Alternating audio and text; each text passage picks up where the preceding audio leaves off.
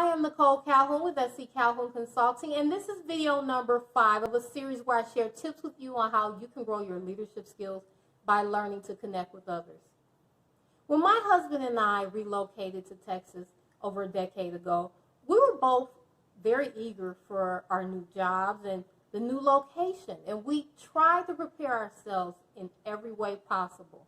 But we were not prepared for that strange feeling of loneliness that comes with making such a move.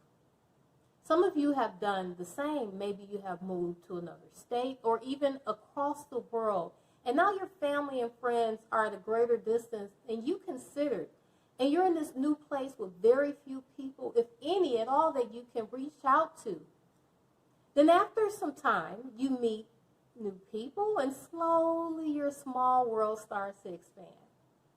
Ours expanded as we began regularly participating in activities and attending church.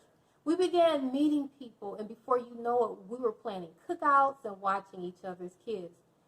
But if you take a look at this bunch, we have very few things in common. Yet there is one key attribute that drew us together. We were all what we so affectionately call each other Dallas transplant. Though we were different, we found commonality that made our group gel. We found common ground, which leads to today's tip. Connectors find common ground. How do connectors find common ground? By always searching for it. If you apply yourself to look for commonality as often as possible, over time it becomes second nature. Connectors also find common ground by looking for agreement instead of disagreement.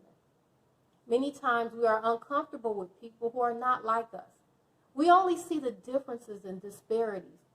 But if you can turn that around and seek those things on which you do agree, this breaks the ice and helps to make the uncomfortable more comfortable.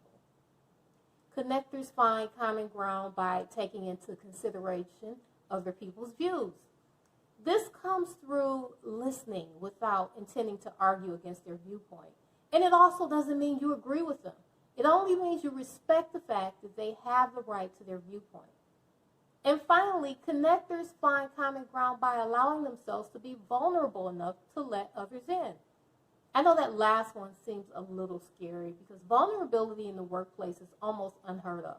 But sometimes it's as simple as admitting you don't always have the answers. Your vulnerability allows others to be vulnerable, and it also gives other people a chance to showcase their abilities instead of always relying on the same few individuals. Because when you can admit you don't know how to handle something, it allows someone else to raise their hand.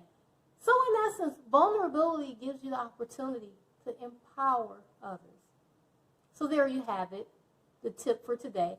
Connectors try to find common ground. Here's the challenge for this week. This week, be intentional about searching for commonalities between you and the person you're holding a conversation with. Then direct the conversation toward that topic. Practicing this will help you to feel more comfortable when speaking with people that are not like you. And don't just stop with that person. Continue to do so with others until it becomes a habit. Well, that's it for today. And as always, thank you for watching, and I'll see you next time.